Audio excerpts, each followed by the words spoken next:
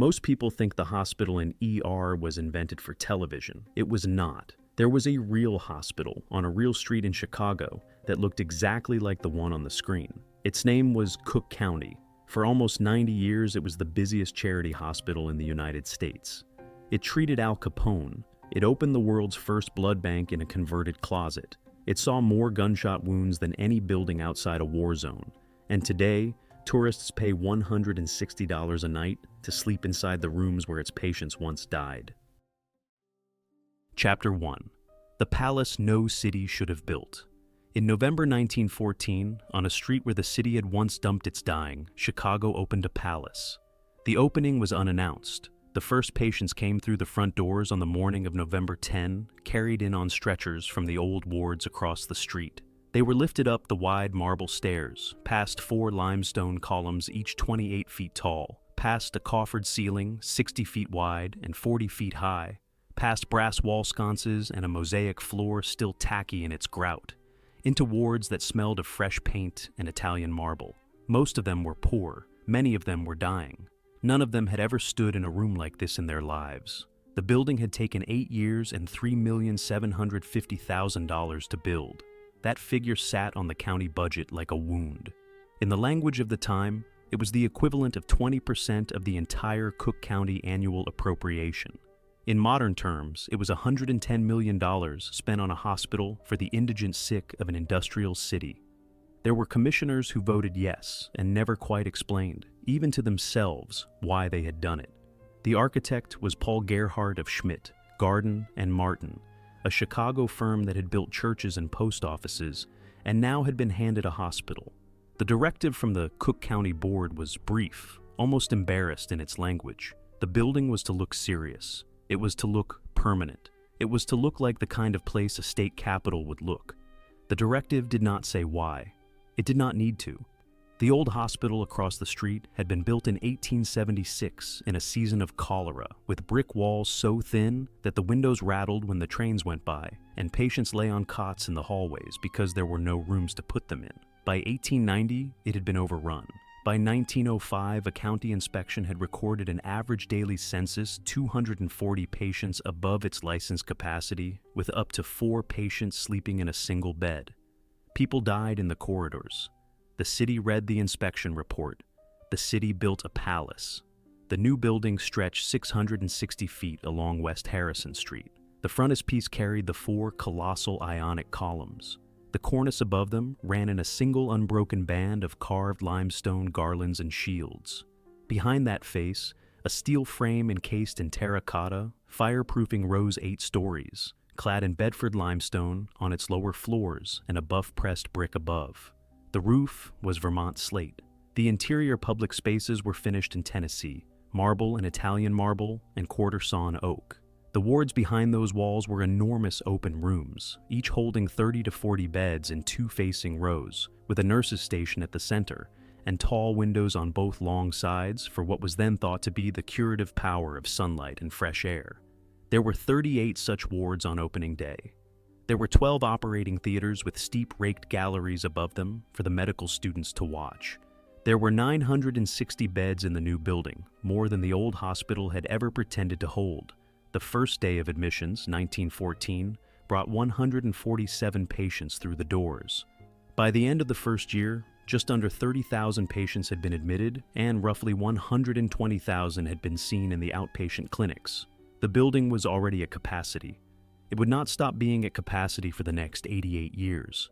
There is a photograph from the first week of operation, taken by a Chicago Daily News photographer for a feature on civic progress, that shows 3 nurses in starched white aprons standing beside a bed at the far end of one of the new wards. They are smiling cautiously. The bed holds a man with a bandaged head, whose name the caption does not give. The sunlight falls through the tall window beside them. The mosaic floor catches the light. The shadows of the iron bedsteads run across the polished marble. The photograph is one of the small archive of pictures that show the place when it was new. There is no smell to a photograph. There is no sound. The building, on that morning, must have looked very nearly perfect. It was the last morning it would look that way. Chapter 2. A Beaux Arts Mask Over a Furnace. Behind the limestone columns and the Vermont slate roof, the working life of the hospital ran on coal and stretchers. The first thing a visitor saw was the lobby. And the lobby was a stage set. Past the lobby, the building turned into something else. The wards on the floors above were enormous, but they were not the building's true engine. The engine was underground. The basement of Cook County Hospital, by the late 1920s, ran for almost 2 miles of brick-lined tunnel beneath the campus. The tunnels connected the main hospital to the medical college, to the contagious disease pavilion, to the children's wing, to the nurses' residences, to the school of nursing, to the pathology laboratory, and the dead house. The tunnels ran past the boiler rooms, past the laundry, past the kitchen, past the morgue, past the coal bunkers. A staff member could walk the entire length of the campus without ever going outside. In the depth of January in Chicago, this was not a luxury. It was the only way the place could function. The boiler plant consumed approximately 12,000 tons of coal a year by 1940. Coal was delivered by rail to a yard at the rear of the campus, offshoot from a spur of the Chicago, Burlington, and Quincy. From the yard, it was carried into the basement on a narrow gauge track in steel buckets, then shoveled into furnaces that ran 24 hours a day, 365 days a year. The boilers produced heat, hot water, and steam for the autoclaves and the laundry. The stokers who fed them were almost entirely black men from the surrounding neighborhoods. They worked in heat that touched 120 degrees in summer. They were paid roughly $3,500 a year. They wore towels around their necks to wipe the soot from their eyes. The exhaust from the boilers rose through a brick chimney behind the building, the tallest structure on the campus, visible for miles. The smoke darkened the limestone of the back facade by an inch a year. The laundry building stood at the south end of the campus. It processed 18,000 pounds of linen every day. The workforce was almost entirely black women, 90% of them living within a mile of the campus, in neighborhoods that the city had effectively redlined out of the suburban exodus. They sorted blood-soaked sheets, gowns that had held the dead, and surgical drapes still spattered with iodine. They worked 9-hour shifts at washing tubs and pressing machines in air that, in July, regularly broke 90 degrees and was thick with steam. A 1957 county sanitation report described the laundry building as the most dangerous workplace in the entire hospital. It had no air conditioning until 1964. The kitchen was deep in the south basement of the main building. 11,000 meals went out of it every 24 hours at peak. Patient trays were assembled on long stainless steel lines and lifted to the wards in 14 dedicated dumbwaiters.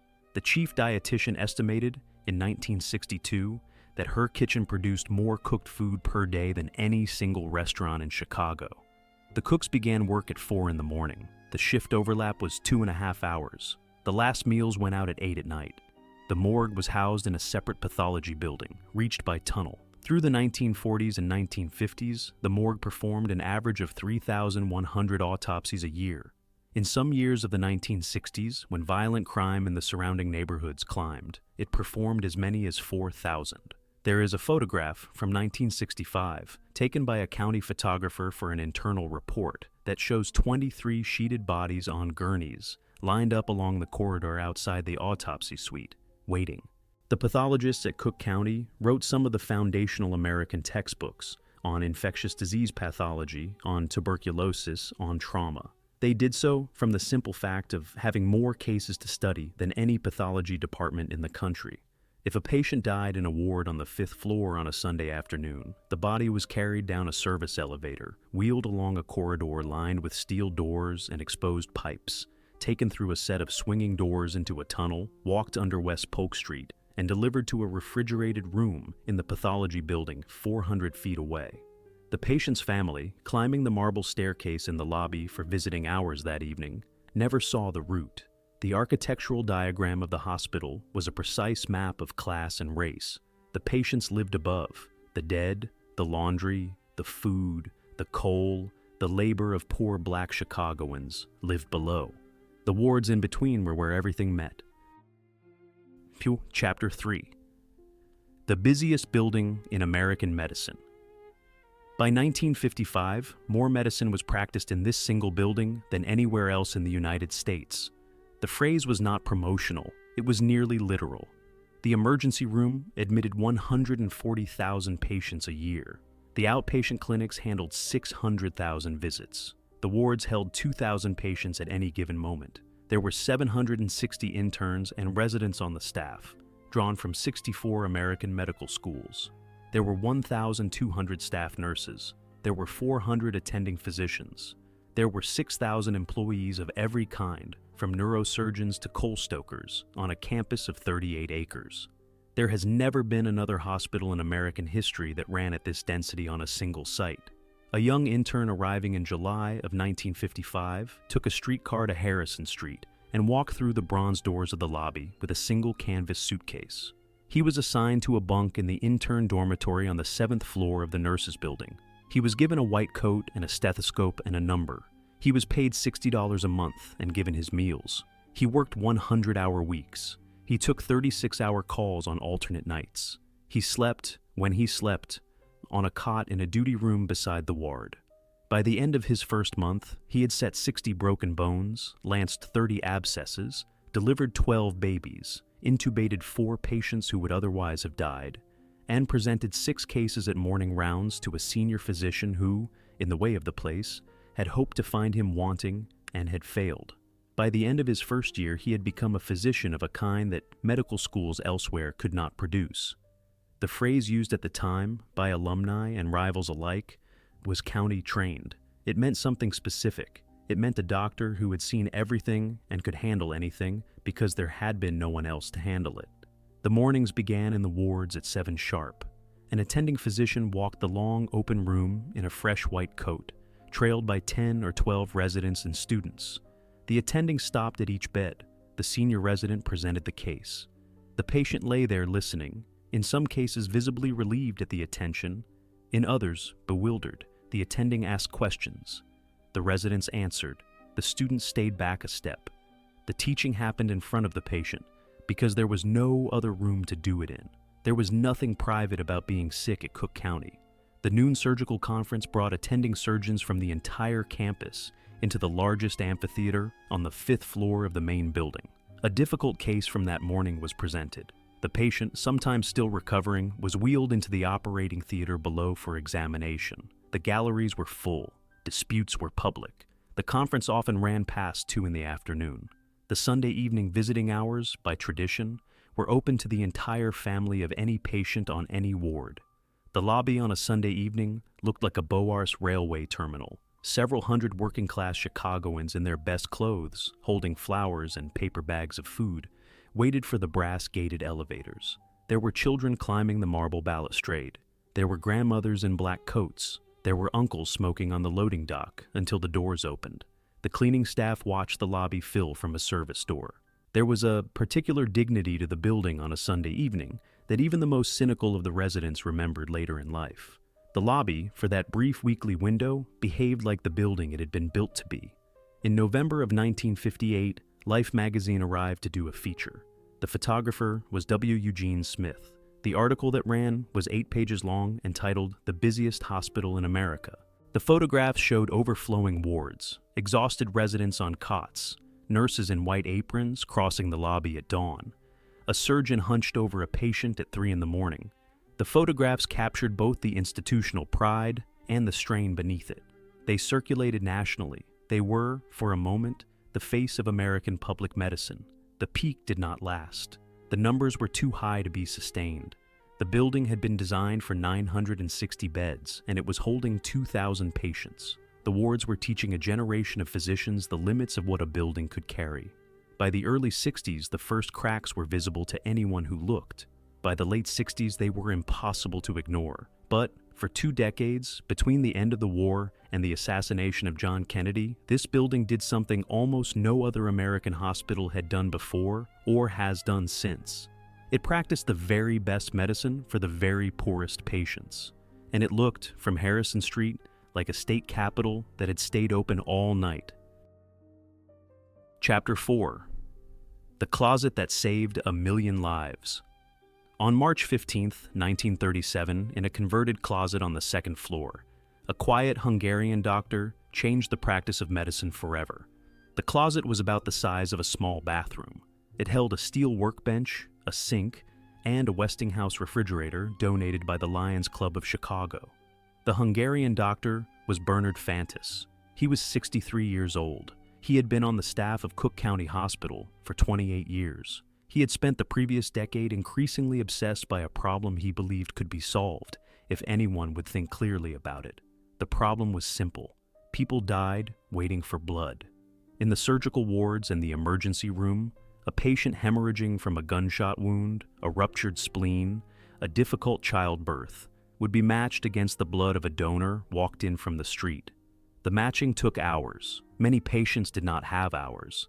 The transfusion procedure of the time, used since the First World War, was direct from donor to recipient through a rubber tube. The blood could not be stored. It could not be banked. It could not be drawn at one time and given at another. The result was a cruel arithmetic in which patients died because the donor was 20 minutes too late. Fantus was not a flamboyant man. He wore the same dark suit every day. He spoke in a soft accented English that medical students sometimes had to lean forward to catch. He had emigrated to Chicago as a child in 1880.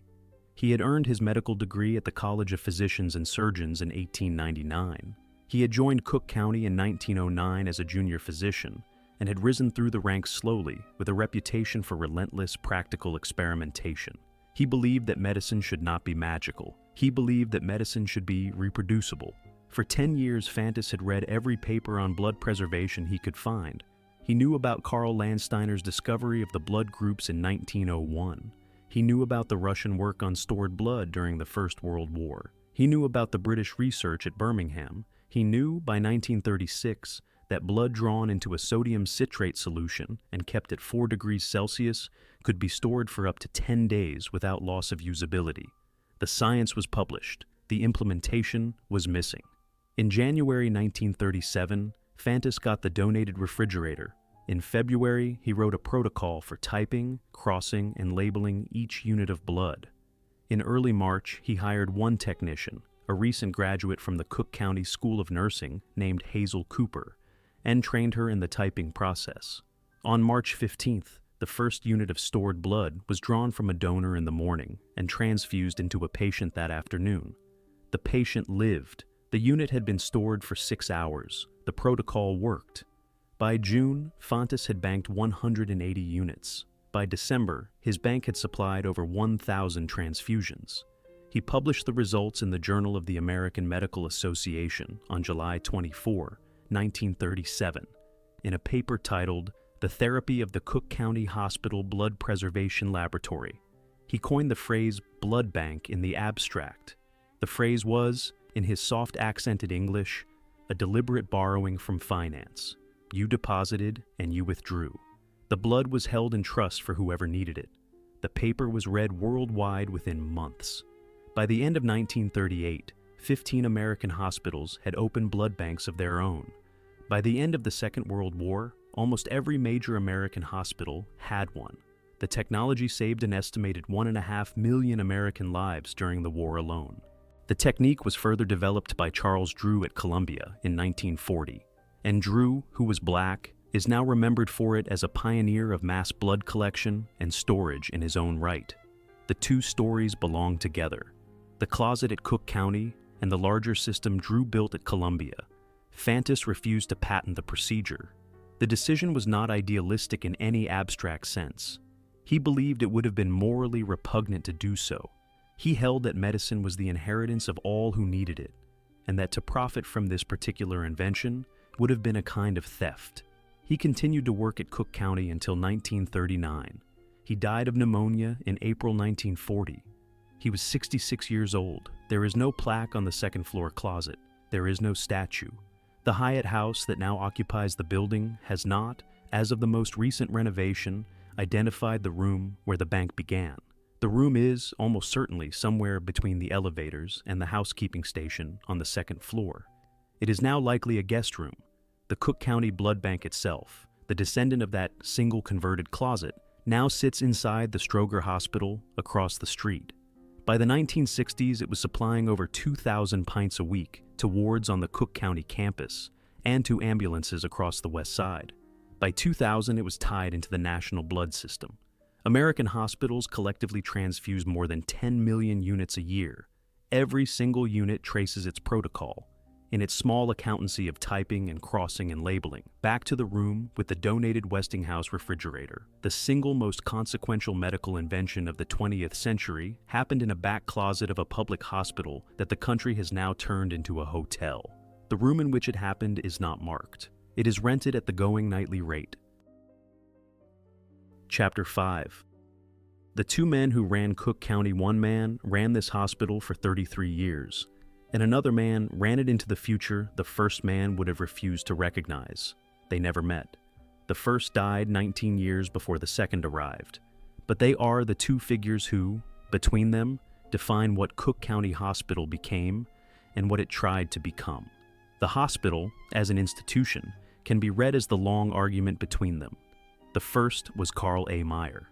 He had been born in Chicago in 1884. He had taken his medical degree at Northwestern in 1904.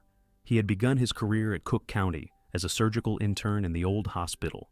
He had been there in the new building from its opening day in 1914.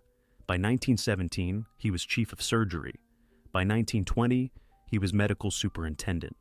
He held that position until 1947. He survived 7 changes of county government. He knew every commissioner by name. He knew every alderman by reputation. He knew every ward leader by their record of favors. He was, in a precise sense, the most political physician in Chicago. His face is in dozens of newspaper photographs from the era. He was a heavy-set man with a wide jaw and a calm, unsmiling presence. He wore a 3-piece dark suit and carried a heavy pocket watch on a chain. He sat for portraits in the medical staff dining room on the 3rd floor, where attending physicians ate at long tables under the gilt-edged ceiling. He kept a small office on the 4th floor with a view of the courtyard. He kept a larger office in the medical college building across the street where the politics happened. He was, in the words of his most uncharitable critic, half a doctor and half a ward healer. He was, in the words of his most loyal admirers, the only reason the hospital survived the Depression. Under Meyer, the hospital weathered the great financial collapse of the early 1930s by means of a series of personal lobbying campaigns that brought emergency appropriations through the Cook County Board, even in years when the county was effectively bankrupt. He kept the staff intact. He kept the medical reputation high. He personally recruited attending physicians from Johns Hopkins, from Harvard, from the Mayo Clinic, by writing to deans and by visiting their faculty lounges. He did this for 30 years. He had a memory for the smallest favors and the smallest insults. He treated Al Capone in the emergency room in 1929 for a stab wound to the left thigh, an incident that involved no public statement at the time and was eventually mentioned in passing in a federal indictment. He never spoke publicly about the case. He was, in some respects, a man who understood what a public hospital owed and what it could be made to swallow. He was also, in the way of his era, a man of strict racial hierarchies. Under his tenure, black patients were segregated to specific wards. The 16 and 17 wards on the east side of the building, on the 3rd and 4th floors, were the colored wards. Black physicians, almost without exception, were not granted attending privileges in the entire span of his administration. He had black colleagues on the residency staff after 1934. He had no black attending physicians on the senior staff until after his retirement. His own justification, in the few interviews he gave on the question, was a careful evasion of the principle. He was praised for his administration by the establishment press and vilified for his racial gatekeeping by the same generations that watched him retire in 1947. He lived for another 14 years in a brick house on the North Shore of Chicago, where he died in 1961 at the age of 77. The second was Quentin Young. He had been born on the west side of Chicago in 1923, the son of Jewish immigrants from Belarus. He had grown up within walking distance of the hospital. He had taken his medical degree at the University of Chicago in 1947. He had spent the 1950s as a private internist with a quiet civil rights activism that eventually got the attention of the FBI. He had been the personal physician to Martin Luther King Jr. during the Chicago campaign of 1966. He had organized the medical committee that walked behind the marches at Cicero and at Marquette Park. He had been investigated 3 times by the House Un-American Activities Committee. He came to Cook County in 1972, at the age of 49, as chairman of the Department of Medicine. He was the first Jewish chairman of any department in the hospital's history. His arrival, in the words of one resident who was there at the time, was like opening a window in a room that had been closed for 30 years. He recruited Black and Latino residents into every department. He forced the dissolution of the colored wards. He pushed for an integrated attending staff with a relentlessness that scandalized the old guard. He was called a communist in the Tribune by a county commissioner who later apologized. He survived 3 separate efforts to remove him. He was a small, intense, fast-talking man with thick glasses and an unstoppable directness. He saw patients in the ward on Tuesday mornings at 6. He led the medical rounds himself. He took his coffee black in the same dining room where Meyer had sat for 30 years. He sat where the attending physicians had once sat. He invited the cleaning staff to take their break in the same room. The dining room was, in some respects, the symbolic stage of his quiet revolution. He resigned in 1981 when the political fight over the replacement of the hospital began to consume the institution. He went into community medicine. He continued to practice into his late 80s. He died in 2016 at the age of 92. Meyer and Young never overlapped. They were not adversaries in any literal sense, but they are the two faces of what the hospital was for. Meyer represented the brilliant administration of a building that consented at the time to be racially closed. Young represented the conscientious unbuilding of that closure. The hospital, as a place, was the long contested ground between their two visions. Walk into the third-floor dining room today, now converted into a hotel meeting space with leased projection screens and stackable conference chairs, and you can stand on the place where Meyer once sat for 20 years, and where Young once invited the cleaning staff to join him. The room is now neutral. It has been gutted and rebuilt. It has been refinished. The argument it once held is no longer audible. It is the property of the management firm. Chapter 6. Stretchers. 3 deep in every hall. By the late 1960s, you could not walk down a corridor of Cook County Hospital without stepping over a patient. The building had been designed for 960 beds. It was holding 2,000 patients on a routine day. It was treating an additional 600 to 1,000 patients a day in the emergency room. The wards were full. The corridors were full. The lobby, by the small hours of the morning, sometimes held 20 patients on gurneys lined up against the marble walls. The Beaux Arts dignity of the building was no longer a stage set over a hidden engine. It was a stage set over a flood. A photograph from October 1972, taken by Chicago Tribune photographer John White for a 5-part series on the conditions, shows the surgical floor on the 6th wing. The corridor is 180 feet long. There are stretchers lined head to foot for the entire length of the hall. Each stretcher holds a patient. Some of the patients are conscious. Most are not. A single resident in a soiled white coat is making his way down the line with a clipboard. The wall above the stretchers carries the original brass railing of 1914, still polished. The mosaic tile floor of 1914 is still there. The patients are on it. The numbers had become impossible to deny. In 1971, the emergency room admitted just over 540,000 patients in a single year. The pediatric ward was holding, on routine nights, 90 children in 60 beds. There were 4 children in a single bed in a photograph the Tribune ran in November 1972, the youngest of them 6 months old and the eldest 5. The pathology department, processing 4,000 autopsies a year, sometimes held 40 bodies in a corridor outside the autopsy suite, on the gurneys that had no rooms to go to. The basement morgue ran out of refrigerator space in February 1972 and used the loading dock for an entire weekend. The cause was not a single failure.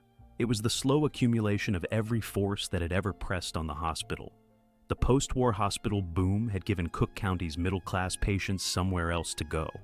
The Great Black Migration into Chicago had filled the wards with new residents from the Mississippi Delta and the Carolinas, almost all of whom had no other medical option in a city where most other hospitals still quietly refused them. The shift to outpatient medicine had not yet happened.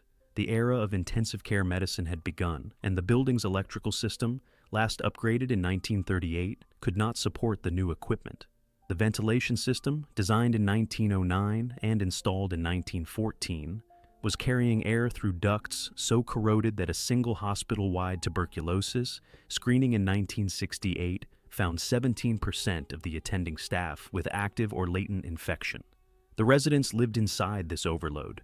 They worked 120-hour weeks on alternate nights of 36-hour calls. They slept, when they slept, in duty rooms on cots stacked too high. They drank coffee from urns brewed at 4 in the afternoon. They ate hospital food in the resident dining room at hours that did not correspond to meals. They became, in the language of the era, hardened.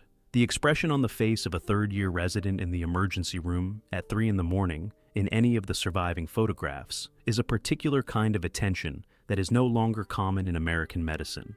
It is the attention of a young person who knows that the next patient through the door will be the worst case they have ever seen, and who knows that there is no one else who is going to handle it. The patients who lived through that decade carry their own memory of it. There is a recurring quote from interviews collected by the Chicago Historical Society in the 1990s from former patients of the hospital. The phrasing varies, the substance does not. They felt that they had been saved by a building that should not have been able to save them. They felt that the people who saved them had been impossibly tired. They felt that the place itself, with its marble and its tall windows, had a kind of dignity that they had not expected. They felt that they had been treated as a person rather than as a case file.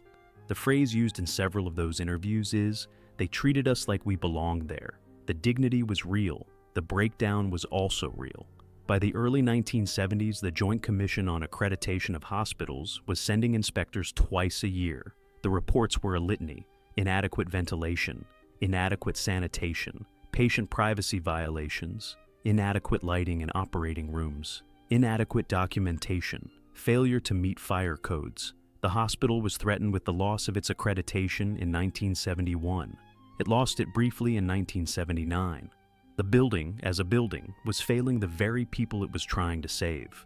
The Cook County Board of Commissioners watched the failure unfold in the newspapers and in the federal court rulings and in the testimony of the federal grand juries. The board, by then, had become the most unstable political body in the county. Chairmen came and went. Coalitions collapsed. The building had become a political object on which no agreement was possible. The renovate versus replace versus abandon debate began in 1972 and lasted without resolution for 30 years. The hospital, meanwhile, continued to admit patients. The stretchers continued to fill the hallways. The bodies continued to accumulate in the morgue corridor. The building absorbed the failure of every American institution above it. It was at this point, in the late 1960s, that a 24-year-old medical student named Michael Crichton came to spend a summer in the emergency room. He took notes. He did not know yet what he would do with them. He would not know for another 25 years. Chapter 7. The 3 laws that quietly killed the hospital. 3 pieces of federal legislation, none of them aimed at this building, drained its lifeblood across 40 years. Each of them was designed to do something else. Each of them did that other thing successfully. The collateral effect on Cook County Hospital was, in each case, devastating. The story of the building's slow killing is, in part, a story about how American federal policy can destroy a particular institution by accident. The first law was the Hospital Survey and Construction Act of 1946, known to history as the Hill-Burton Act, after its co-sponsors Senator Lister Hill of Alabama and Senator Harold Burton of Ohio. The act was passed in response to a national consensus that the country had too few hospitals. It authorized federal grants to states for the construction of new hospital beds, with a strong preference for areas that were medically underserved. Between 1946 and 1975, the Hill-Burton program financed the construction of approximately 7,000 new American hospitals. It was a structural transformation of American medicine. The Hill-Burton Act required, as a condition of federal money, that a recipient hospital provide a reasonable volume of care for the indigent. In practice, the condition was poorly enforced, and the new hospitals, in their first decade, treated very few uninsured patients. They were built in middle-class neighborhoods. They were staffed by physicians who had trained at the great public hospitals, including Cook County, and who now had somewhere else to work. They drew off the voluntary patient base, the people who had once come to Cook County not because they could not pay, but because Cook County was simply the best hospital in the city. By 1960, there were 23 new hospitals in Chicago built with Hill-Burton money. Cook County's patient base became, almost overnight, more exclusively poor. Its tax dependence rose. The second force was not a law, but a demographic transformation. Between 1940 and 1960, the black population of Chicago doubled from 277,000 to 812,000. The new arrivals came from the Mississippi Delta, the Alabama Black Belt, the Carolinas, and Arkansas. They came in waves, by train and by car, in the migration that the historian Nicholas Leman would later call the Great Unsettling of the American population. They settled in the west side and the south side of Chicago. They settled within walking distance of Cook County Hospital. The new arrivals had no other medical option. Most other Chicago hospitals quietly refused black patients into the 1950s, and even after the nominal end of refusal in 1964, they continued to refuse them in practice for another decade. The hospital absorbed the medical care of every black resident of the entire West Side. The patient load became poorer, sicker, and more demanding. The tax base of the county, meanwhile, began to flow in the opposite direction. The central city population of Cook County fell by 200,000 between 1950 and 1960. By 1970, the suburban share of the county's property tax revenue had passed the central city share for the first time in history. The hospital, whose budget came from the property tax of the central city, found itself supported by an evaporating revenue base. The third law was the passage of Medicare and Medicaid as part of the Social Security Amendments of 1965. The intent of Medicare was to pay for the medical care of the elderly. The intent of Medicaid was to pay for the medical care of the indigent. Either of these, properly captured, would have transformed Cook County's finances. The patients the hospital was already treating for free would now be paid for by the federal government. It did not work that way. Cook County, as a public hospital with a poorly equipped billing department and a chaotic patient record system, was slow to file the necessary paperwork. The billing function had never been designed to recover money. The record system had been designed to track clinical care. The federal reimbursement programs required documentation that the hospital simply could not produce. Other Chicago hospitals, with for-profit billing departments and well-staffed records offices, captured the Medicare and Medicaid money. Cook County did not. By 1970, the hospital was recovering less than 30% of its eligible federal reimbursements. The remaining 70% was simply left on the table. The number translated in the language of the time to perhaps $20 million a year. By 1975, it was $40 million a year. The three forces operated together. Hill-Burton drew off the voluntary patient base. The Great Migration filled the wards with patients who could not pay.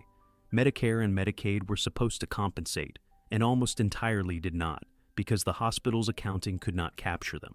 The result was a slow strangling. The hospital, by the late 1970s, was admitting more patients than it ever had, treating more cases per resident than any other hospital in the country, and being paid less per case than any equivalent institution. The mathematics of its survival had been broken without any specific person, at any specific moment, deciding to break it. There is a quote from a 1979 testimony given to a Cook County Board subcommittee by the then chief financial officer of the hospital that captures the position with precision. He said, "The work has not slowed down.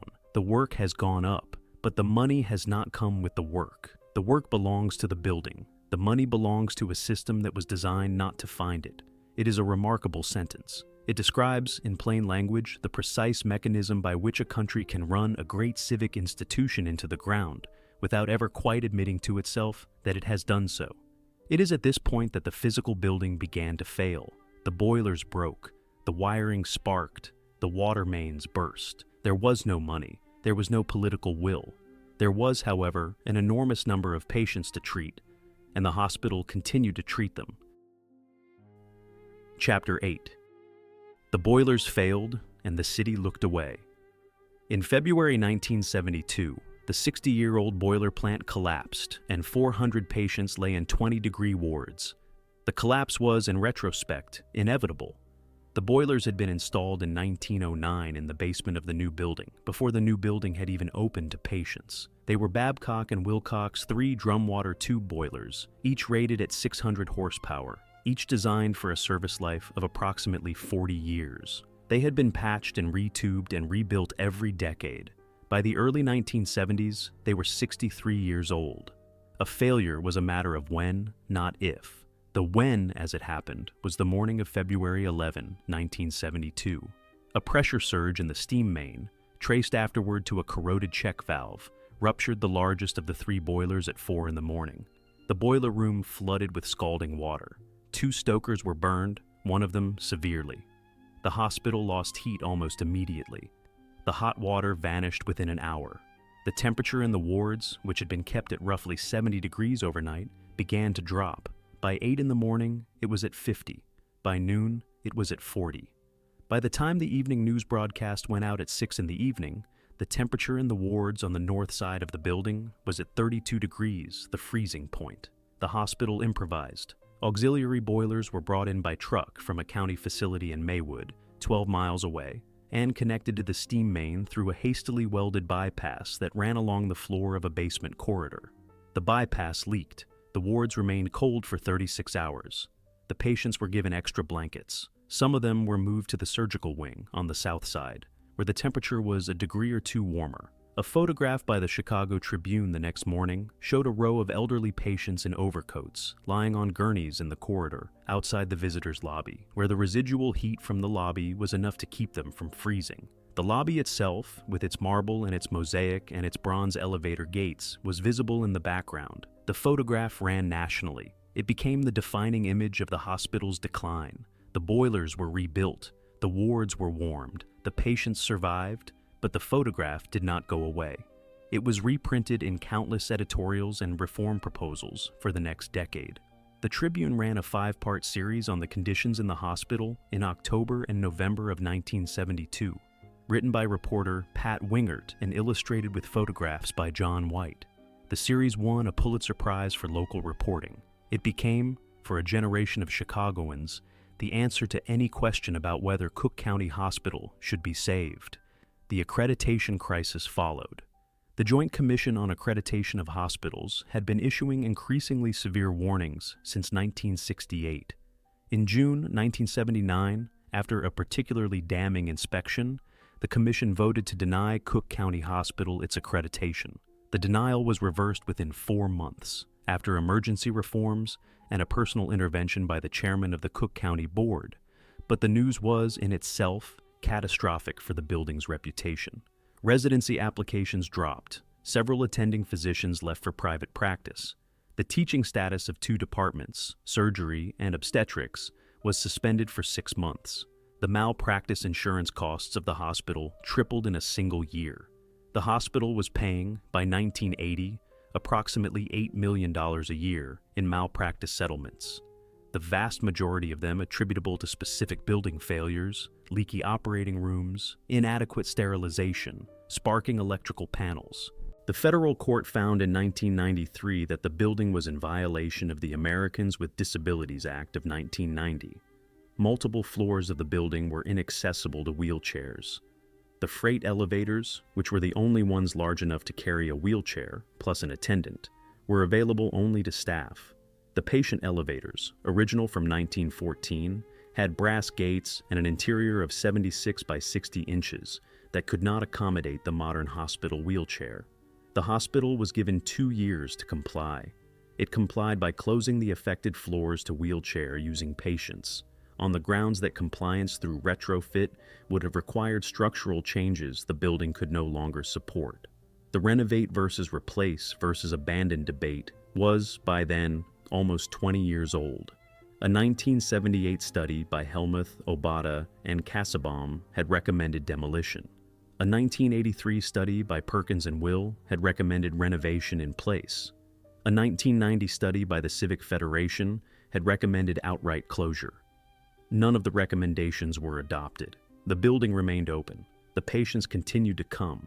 It was perhaps the most extraordinary act of institutional endurance in 20th century American urban medicine. A building that no expert could agree should be saved, nevertheless saved patients every day. A building that every report said was uninhabitable was nevertheless inhabited by 2,000 patients on a routine night. The political class could not decide what to do with it.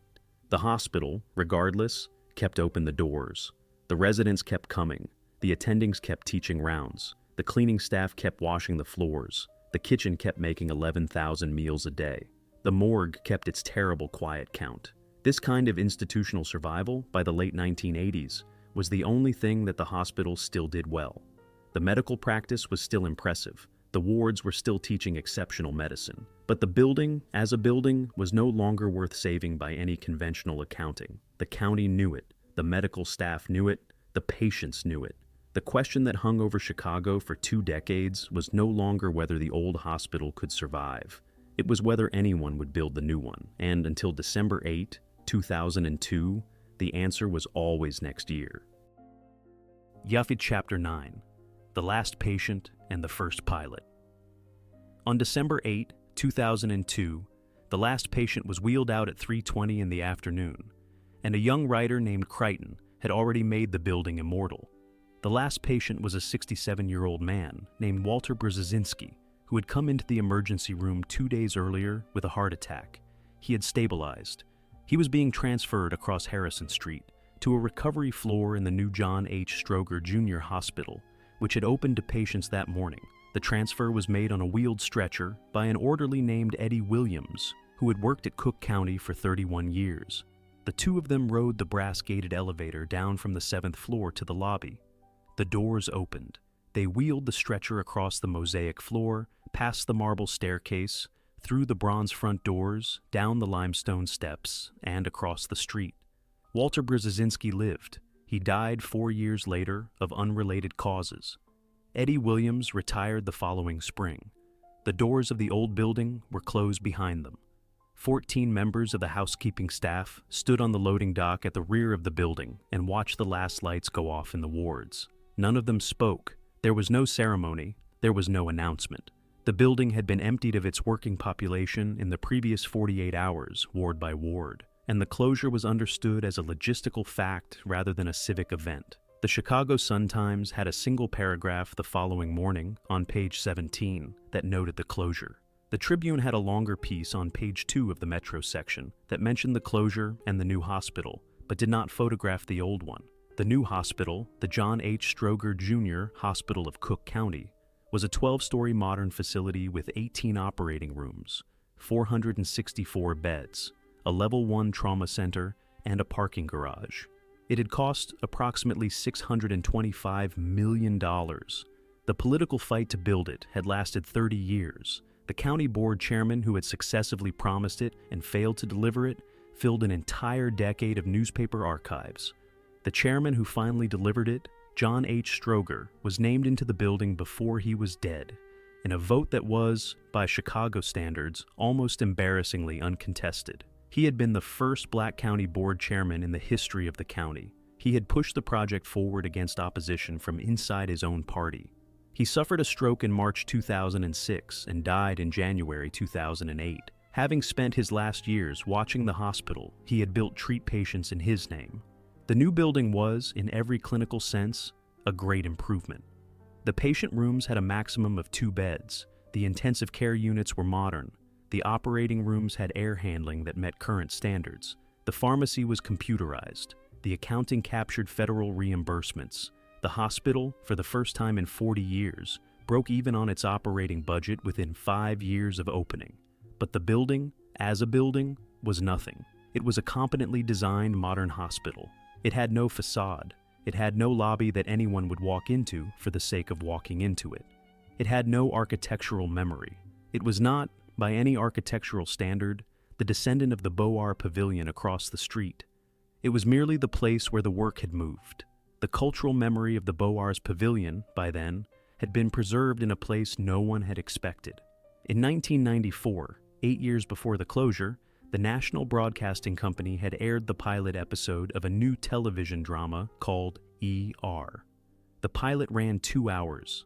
It was watched by an estimated 34 million viewers, the largest audience for a network television premiere in 14 years. The series ran for 15 seasons until 2009. It won 23 Emmy Awards. It became the most successful medical drama in television history. Its exterior shots, particularly in the first 3 seasons, were filmed at the Cook County Hospital building on Harrison Street. The facade of the fictional county general in the show's opening credits was the real Beaux Arts pavilion. The pilot was the work of Michael Crichton.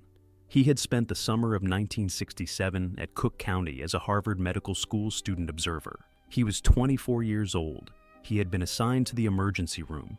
He had worked 12-hour shifts beside residents who, by the end of his summer, were teaching him how to set bones and how to read electrocardiograms. He had taken notes every night. He had been, in his own description, the strangest education of his life. He had used the notes more than 2 decades later to write the script for the pilot. He had sold the script to NBC in early 1994 after almost 20 years of failed attempts to interest a studio. The pilot was directed by Rod Holcomb. The lead actor was Anthony Edwards. The supporting cast included George Clooney in the role of Dr. Douglas Ross, the part that made his career. The relationship of the show to the real hospital was not commonly understood by viewers. The show was set in Chicago. The show used the facade of Cook County Hospital. The show was, by reputation, gritty and realistic in its emergency room scenes. But there was no scene in the entire 15 seasons in which the real history of Cook County Hospital was mentioned. Bernard Fantus was never named. Karl A Meyer was never named. Quentin Young was never named. Al Capone was never named.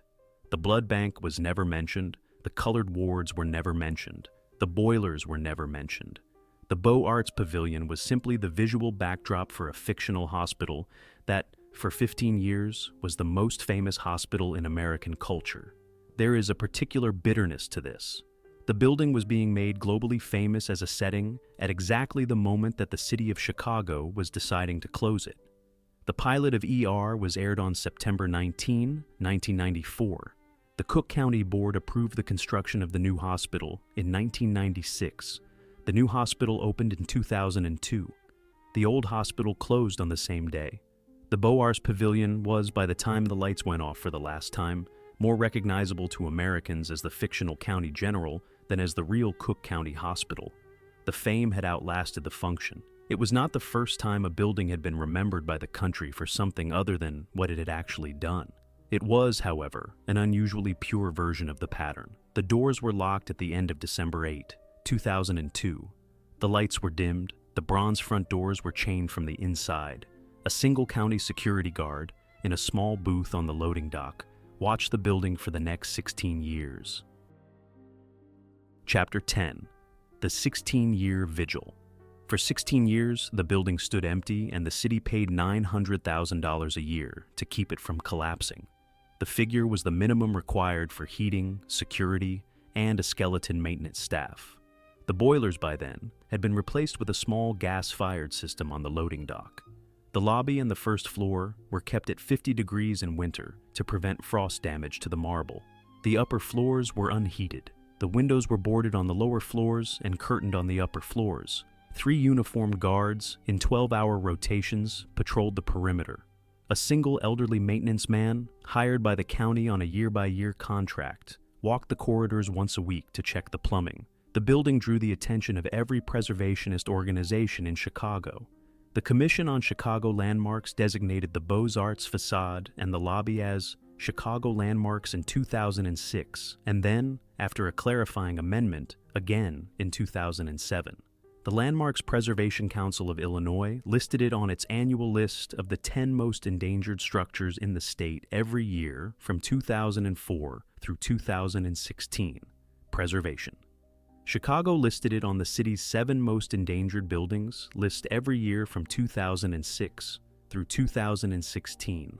The National Trust for Historic Preservation listed it on its national list of 11 most endangered places in 2007. The building was, in this odd way, the most listed and the least loved structure in the country. It was acknowledged to be important. It was acknowledged to be in danger. It was acknowledged to be irreplaceable. And yet, for 16 years, no one would commit to saving it. Several developers tried. A 1998 plan by the McCaffrey interests proposed an adaptive reuse as luxury condominiums. The plan died in 2001 over financing. A 2004 plan by Granite Companies proposed an adaptive reuse as a research center for the Illinois Medical District. The plan died in 2006 over disagreements with the county over the lease terms. A 2008 plan by the Mesirow Financial Group proposed an adaptive reuse as a mixed-use development with retail on the ground floor and apartments above. The plan died in 2010 in the aftermath of the financial crisis. A 2012 plan by a different group proposed demolition and replacement with a parking garage. The plan was withdrawn after public outcry within 60 days. The obstacles were always the same. The building contained, by the most recent estimate, 460,000 square feet of floor area. The interior had been built for 1914 patient care, with enormous open wards on every floor and a complete absence of the modern infrastructure required for any other use. The asbestos load was, by environmental survey, among the heaviest of any preserved historic structure in Illinois. The lead paint was extensive. The mechanical systems, with the exception of the small loading dock boiler, were dead. The plumbing was original. The wiring was original. The cost of bringing the building to code in any conceivable adaptive use ran between $120 and $160 million. The county was unwilling to pay. The private developers were unwilling to take the risk without subsidies. The subsidies could only be assembled by means of federal historic tax credits, which required the preservation of the facade and the lobby, but which were not enough by themselves to close the financial gap. The closing of the financial gap took, in the end, 15 years. In 2017, the firm Civic Health Development Group, with Walsh Investors and the Cook County Land Bank Authority, signed a master development agreement with the county. The plan was a stacked financing structure, approximately $28 million in federal historic rehabilitation tax credits, approximately $12 million in new market tax credits, approximately $15 million in tax increment financing from the city of Chicago. The remainder, about $85 million, was conventional bank debt secured against the long-term lease of the hotel and the medical office space. The construction began in early 2018. The interior demolition took 14 months. The structural reinforcement took an additional 8 months. The new mechanical, electrical, and plumbing systems were installed through 2019. The exterior cleaning of the limestone, done by a specialty contractor using a low-pressure hot water and microfine glass bead system, restored the original buff color of the stone for the first time since 1947. The Vermont slate roof, which had been failing in patches since the 1970s, was replaced with a synthetic slate of identical color and weather profile. The cornice carvings were patched individually. The 4 ionic columns were re-anchored to the structural frame with stainless steel pins, an operation that took 6 weeks. The interior public spaces were preserved. The lobby was restored, with its original mosaic floor relaid, its marble staircase repolished, its wall sconces refurbished, and its coffered ceiling repainted in the original off-white.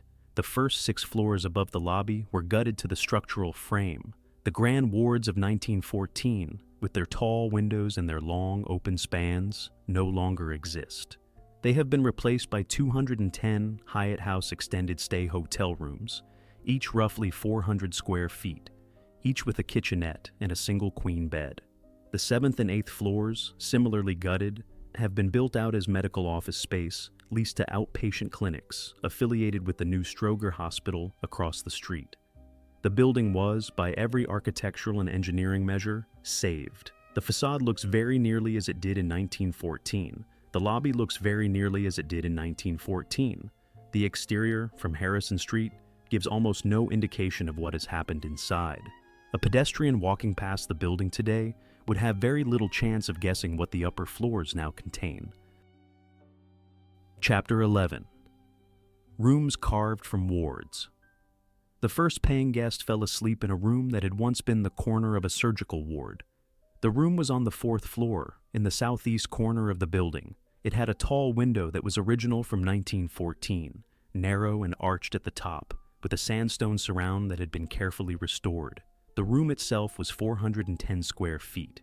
It had a queen bed against the east wall, a small desk against the south wall, a kitchenette against the west wall with a 2-burner electric stovetop, and a small refrigerator, and a bathroom in the northwest corner with a glass shower stall. The bed faced the window. The window faced the new Stroger Hospital across Harrison Street, which was lit from within at all hours. The first paying guest was a business traveler from Cleveland named, according to the hotel's records, James Donnelly. He had booked a 4-night stay through a corporate travel office. He had arrived at 5:30 in the afternoon on November 2, 2020. The hotel had been open for 3 days. He was the 43rd guest of the week. He had checked in at the desk in the restored lobby, taken the brass-gated elevator to the 4th floor, walked down a corridor that had once been the central walkway of a surgical ward, and found his room. He had ordered a salad from the room service menu. He had watched television. He had read for an hour. He had slept. The lobby of the Hyatt House looks remarkably like the lobby of the Cook County Hospital. The original Italian marble floor mosaic, in its pattern of dark green and cream, is intact and freshly polished. The marble staircase with its carved balustrade leads to a mezzanine that is now a hotel meeting room. The brass elevator gates have been refurbished, although the elevators themselves are modern, and the gates are largely decorative. The wall sconces are the original 1914 brass, refitted with low-voltage LED bulbs. The coffered plaster ceiling has been repainted in the same off-white as in the photographs of the opening day. There is a faint scent of furniture polish. There are differences. The reception desk, a U-shaped counter in dark walnut, occupies what was once the admitting station. The admitting station of 1914 had been a long oak counter, behind which clerks recorded names and addresses and charges and dispositions for every patient coming through the doors. In 1972, in the photographs of the boiler failure, the admitting counter was visible behind the patients on gurneys in the lobby. The new reception desk stands in approximately the same location. The clerks are now dressed in dark gray suits with name tags. The counter is computerized. A small placard at the desk reads, "Welcome to Hyatt House, Chicago Medical and University District." There is no placard noting the previous use of the room. The corridors above are quieter than they have ever been. The grand wards have been split by drywall partitions into hotel rooms of 400 square feet. Each room sits where 2 beds and a portion of the central aisle once sat. The original tall windows have been preserved in roughly 30% of the rooms. The remainder of the rooms have new windows in the same proportions. The corridors are carpeted in a neutral gray. The doors are veneer. There is a faint hum of climate control. The original brass railing of the corridors, which had run along the wall at hip height in the 1914 photographs, has been removed and stored. The mosaic tile floor of the corridors has been covered with the carpet. The walls are painted a soft beige. Some rooms, perhaps 24 of them, occupy what had been operating theaters. The operating theaters had been small rooms with steeply raked observation galleries above. The galleries have been demolished. The rooms below have been opened up. They are now slightly larger than the standard hotel rooms, perhaps 460 square feet, with high ceilings and the original tall windows. The hotel sells them as deluxe rooms. They go for $220 a night. The marketing copy on the booking site describes them as featuring original architectural details. The basement tunnels have been sealed. The original brick lining is visible behind glass in 2 locations, as a heritage feature for hotel guests. On the lower level near the meeting rooms, there is a small interpretive plaque beside each one. The plaques describe the building's medical history in 5 sentences. They mention the year of opening, the year of closure, and the conversion. They do not mention Bernard Fantus. They do not mention the blood bank. They do not mention the boilers. They do not mention the photographs by W. Eugene Smith or by John White. The interpretive content is, in this respect, exactly the content that a hotel chain's marketing department considers appropriate for a building that was once something else. The hotel opened in the middle of the pandemic. The first-year occupancy ran at 31%, against a national average for extended stay hotels of around 50%. The second year recovered to about 54%. The hotel is now profitable. The medical offices on the 7th and 8th floors are fully leased, predominantly to outpatient clinics that send patients back across Harrison Street to the new Stroger Hospital for inpatient procedures. The patient flow of the campus, in this small way, still passes through the old building. It is the only way in which the building still touches the medicine it once practiced. A particular guest from the hotel, in a review posted on a major travel website in the spring of 2022, wrote that the lobby of the hotel was unusually atmospheric. The reviewer noted the marble staircase and the brass elevators and the high ceilings and the tall windows. The reviewer did not mention the building's previous use. The reviewer rated the hotel 4 stars out of 5. The reviewer wrote that they would happily stay there again. Chapter 12. The promise we stopped making. To stand inside this building today is to stand inside a promise the country once made and has very quietly stopped making. The promise was specific and it was extraordinary. It was the promise that a great industrial city, in the years before social insurance and federal health care, would spend 20% of its annual budget on a palace for the medical care of the poor. The promise was that this palace would look like a state capital because it was, in effect, a state capital of public charity. The promise was that the architecture itself would say, to every poor person who climbed its marble steps, that they belonged in the place. The promise was made in 1914. It was maintained with increasing strain for 60 years. It was effectively abandoned in stages between the 1960s and the early 2000s. It is no longer made anywhere in the United States. The shape of the abandonment was not, in any single moment, dramatic. It was the slow exhaustion of a particular civic willingness. The Hill-Burton Act allowed the middle class to leave the public hospital. The Great Migration filled the wards with poorer patients. Medicare and Medicaid promised reimbursement and largely did not deliver it. The boilers broke. The accreditation slipped. The political class could not agree on what to do. A new hospital was eventually built across the street. The old building was emptied. For 16 years, it sat empty. It was then converted into a hotel. The building survives by becoming the opposite of what it was built to be. The wards have been gutted. The corridors have been carpeted.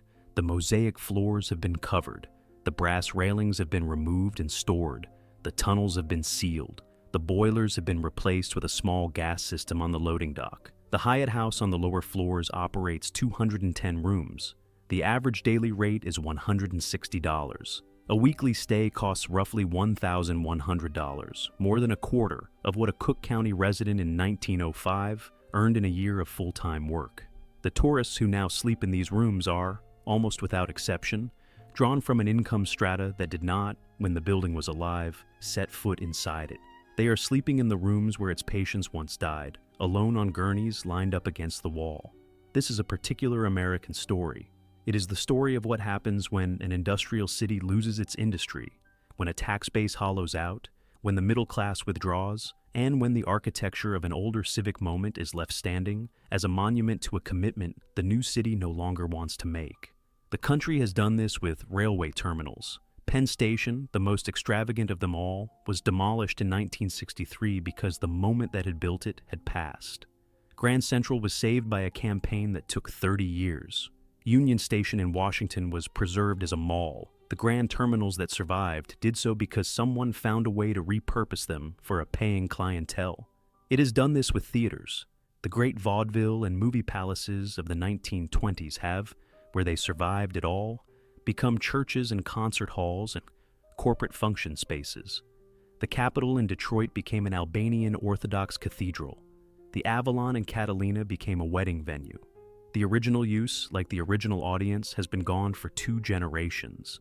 It has done this with department stores. The Great Marshall Field and Company building in Chicago is now a Macy's. The Wanamaker store in Philadelphia is now a Macy's, and on its top floors, a hotel and offices. The Bon Marché in Seattle is now a Macy's. The buildings have been kept.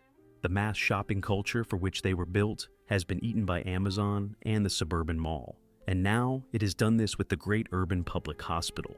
Charity Hospital in New Orleans was flooded by Hurricane Katrina in 2005 and never reopened. Its enormous Art Deco facade still stands on Tulane Avenue, empty. Philadelphia General was demolished in 1977. Its site is now a parking lot. Boston City was absorbed into a university medical center, and its old wards were demolished. The Kansas City General was abandoned. The Los Angeles County General still stands and still functions. The last great surviving public hospital of the Beaux Arts generation. Bellevue still stands and still functions, in altered form. The rest have been demolished or converted or quietly emptied. Cook County, by becoming a hotel, has joined the second pattern. It is the most architecturally faithful of the conversions, in the sense that the lobby and the facade have been preserved with unusual care. It is also, in another sense, the most ironic. The hotel that occupies the building serves business travelers from suburbs whose tax revenues no longer support a public hospital. The deepest reading of the building is not, in the end, about the medicine. The medicine moved across the street. It still happens. The Stroger Hospital still takes the patients. The blood bank still operates. The trauma unit still saves lives every night. The medicine has not been destroyed. The medicine has merely been moved into a building that does not look like a state capitol, because the country no longer requires its public medicine to look like one. The thing that has been lost is the willingness to make the building look like one. The willingness to spend 20% of a county budget on a palace for the sick poor. The willingness to spend 30 months on the carved limestone garlands of a cornice that anyone walking past, including the people the building was for, would have to crane their neck to see. The willingness to build into the architecture itself a statement that the poor mattered. That willingness died sometime between 1965 and 1975. It has not returned. It will not return in the foreseeable future of American urban policy. What survives is the building. The grandeur has outlived the mission. The columns and the cornice and the carved garlands have been preserved because they are beautiful, not because of what they once housed. The lobby and the marble staircase are intact for the use of hotel guests. The tall windows look out over Harrison Street, across to the modern hospital that has taken on the work.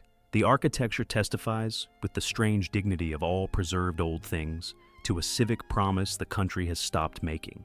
To stand inside it now, in the hush of the restored lobby, is to stand inside the shell of that promise. The promise was once made here. The promise is no longer made. The building, in some quiet and unembarrassed